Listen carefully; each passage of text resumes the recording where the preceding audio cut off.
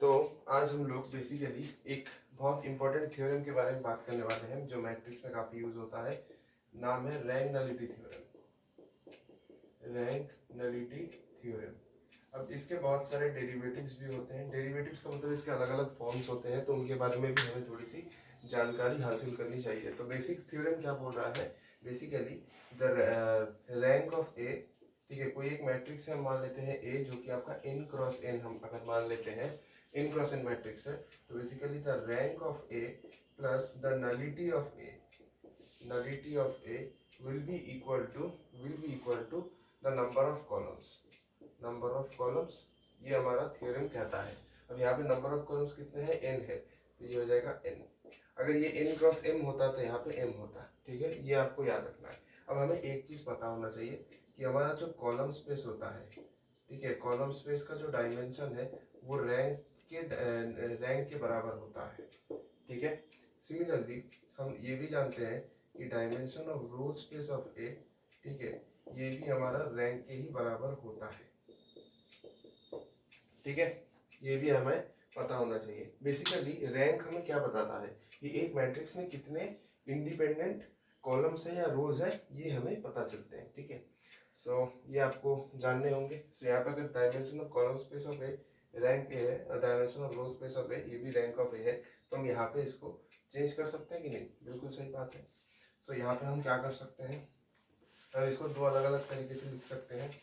ध्यान से देखिएगा। ठीक है, सो हम रैंक ऑफ ए की जगह हम ऐसे लिख सकते हैं, dimension of row space of A plus nullity of A. Nullity of A को एन ऑफ ए में लिख देता हूँ, यानी null space of A is equal to number of columns N. या इसको हम ऐसे भी लिख सकते हैं, dimension of column space of A plus null space of A is equal to the number of columns. ठीक है, इतनी बात क्लियर है। और अगर ये हमारा जो मैट्रिक्स है ये n क्रॉस m मैट्रिक्स अगर हो जाए तब क्या करेंगे? सो अगर हमारा जो मैट्रिक्स है अगर वो n क्रॉस m मैट्रिक्स है तो नंबर ऑफ कॉलम्स m हो जाएंगे। सो उस केस में हम क्या लिखेंगे, कुछ नहीं, basically dimension of column space of a plus null space of a which will be equal to the number of columns which is m। Similarly हम ऐसे लिख सकते हैं, dimension of row space of a plus nullity of a this is equal to the number of columns. ये भी हम लिख सकते हैं। सेम चीज ए ट्रांसपोज के लिए भी होता है। ए ट्रांसपोज के लिए भी सारी चीजें वैलिड है। पहले मैं देख लूं ये वाला साइड दिख रहा है या नहीं, दिख तो रहा है।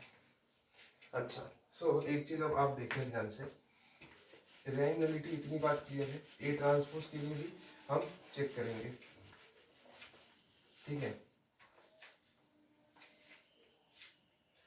ए ट्रांसपोज के लिए भी हम चेक करेंगे। सो ध्यान से देखिएगा, अगर ए ट्रांसपोज हो जाएगा तो इसका जो ये हो जाएगा वो इंटरचेंज हो जाएगा, राइट? ऑब्वियस सी बात है, number of rose number of columns बन जाएंगे, number of columns number of रोज बन जाएंगे। यहाँ पे भी रैंक नलिटी काम करेगी। तो मैंने क्या बोला, rank of A transpose plus nullity of A transpose is equal to number of columns. Number of columns काफी इंटरेस्टिंग चीज है भैया, देखिएगा ध्यान से।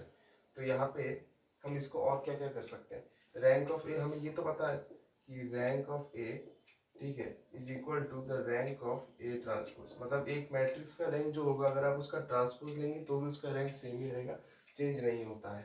ठीक है, ठीक है। उसी तरह से हम ऐसा भी लिख सकते हैं कि हमारा जो एक मैट्रिक्स होगा उसकी नलिटी जैसी जो होगी उस मैट्रिक्स के ट्रांसपोज की नलिटी भी सेम ही होगी, तभी तो हम लोग इधर सब्स्टिट्यूट कर सकते हैं इस चीज को।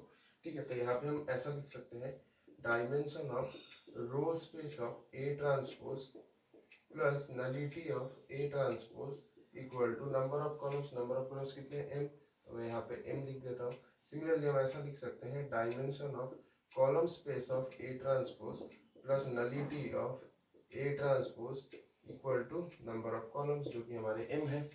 ठीक है, सो ये एक बहुत ही फंडामेंटल थ्योरम है, very important theorem, linear algebra में काफी यूज होता है। ठीक है, अब कुछ क्वेश्चंस देखते हैं इसी थ्योरम के ऊपर ताकि आपको चीजें क्लियर हो जाए।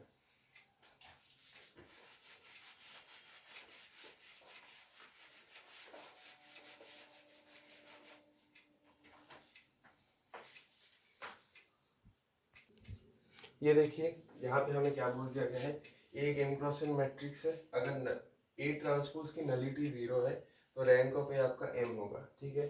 सो यहाँ पे A ट्रांसपोज कह दिया गया और यहाँ पे A कह दिया गया, तो हम इससे स्टार्ट करते हैं। तो रैंक नलिटी थ्योरम क्या कहता है, rank of A transpose plus nullity of A transpose, ठीक है, is equal to number of columns, number of columns, ठीक है, ये हमें पता है।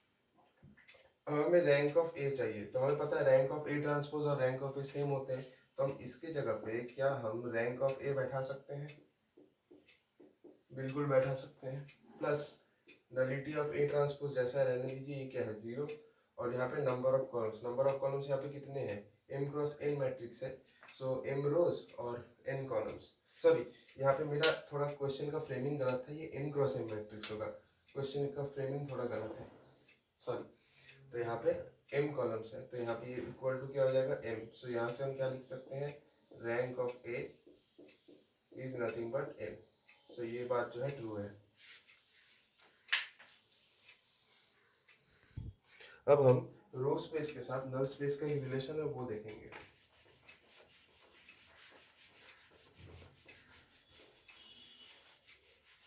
ठीक है, हमेशा एक चीज देखिएगा, रो स्पेस और नल स्पेस में एक रिलेशन है, उस रिलेशन को हम देखेंगे। रो स्पेस यहाँ पे आपका है और यहाँ पे आपका नल स्पेस है, इनके बीच में जो है एक रिलेशन है, उस रिलेशन को हम थोड़ा सा फाइंड आउट करेंगे। तो वो रिलेशन क्या है, रो स्पेस में जितने भी वेक्टर है और नल स्पेस में जितने भी वेक्टर है सारे क्या है, ऑर्थोगोनल है, ठीक है, ऑर्थोगोनल है। सो हम ऐसा कह सकते हैं, ऐसा कह सकते हैं कि रो स्पेस जो हमारा है is orthogonal complement, row space is the orthogonal complement of null space. ये एक बहुत ही फंडामेंटल थ्योरम है, प्लीज इसको याद रखिएगा, ठीक है। इसके ऊपर एक सवाल भी बनाएंगे ताकि आपको समझ में आ जाए, ठीक है। अगर हमें नल स्पेस दिया गया है तो क्या हम रो स्पेस निकाल सकते हैं, बिल्कुल निकाल सकते हैं, ध्यान से देखिएगा, ठीक है। ओके, चलिए, तो मैं यहाँ पे यही वाला थ्योरम यूज करूंगा, ओके, यही वाला थ्योरम मैं यूज करूंगा। सो यहाँ पे हमें जो नल स्पेस दिया हुआ है, जो नल स्पेस दिया हुआ है दैट इज नथिंग बट, मैं देखता हूँ ये दिख रहा है या नहीं, is equal to span of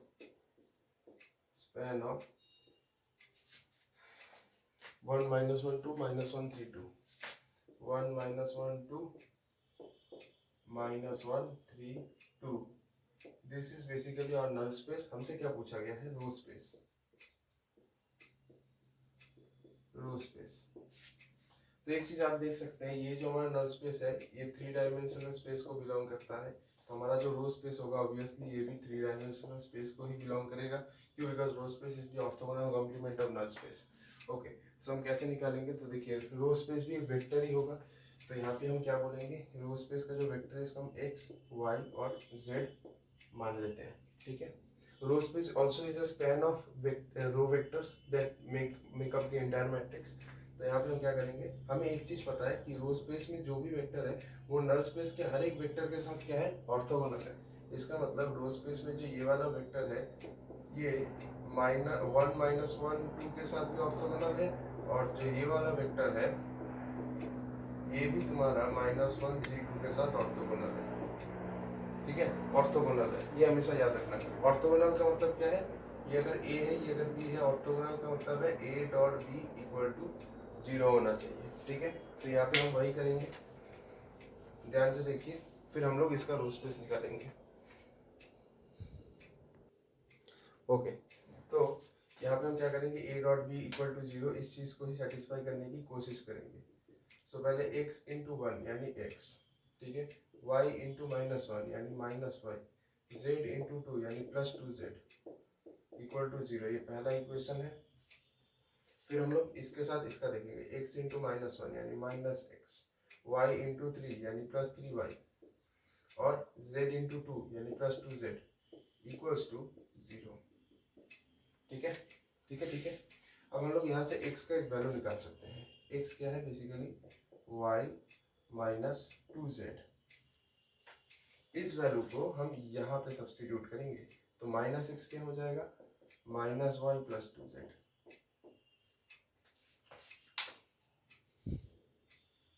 तो यहाँ पे हम वही सब्सटीट्यूट करेंगे, minus y plus 2z plus 3y plus 2z equals to 0। So यहाँ से क्या आएगा, माइनस वाई प्लस 3y यानी ये 2y plus 4z equals to 0। ठीक है, 2y plus 4z equals to 0 आ रहा है। तो हम y को क्या लिख सकते हैं, y equals to twice of z minus 2z, y equals to minus 2z लिख सकते हैं। और ये जो y equal to minus 2z है हम इसको यहाँ बिठा सकते हैं। So x minus minus 2z plus 2z equals to 0। So x plus 4z equals to 0 आ रहा है। सो x इक्वल टू क्या होगा, माइनस 4z। ठीक है, माइनस 4z। तो यहाँ से हमें क्या मिल गया, x का वैल्यू माइनस 4z मिला, y का वैल्यू 2z मिला। राइट, अब हमें क्या पूछा गया, रो स्पेस। रो स्पेस हम निकाल सकते हैं, कैसे निकालेंगे अब देखो ध्यान से। मैं यहीं पे कर देता हूँ, ठीक है, मैं यहीं पे कर देता हूँ, ध्यान से देखो। हमारा रो स्पेस क्या होगा, बेसिकली एक्स वाई जेड का स्पैन होगा, इसका ही स्पैन होगा। सो एक्स का वैल्यू क्या है, माइनस 4z है, ठीक है, माइनस 4z है। y का वैल्यू क्या है, माइनस 2z है।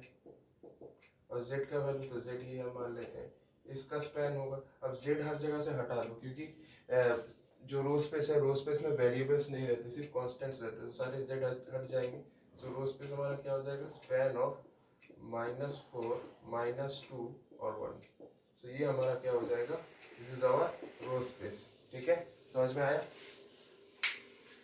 सो इसके बाद हम एक दूसरा टाइप का चीज़ देखेंगे। सो अभी के लिए इतना ही काफ़ी है। So thank you for watching.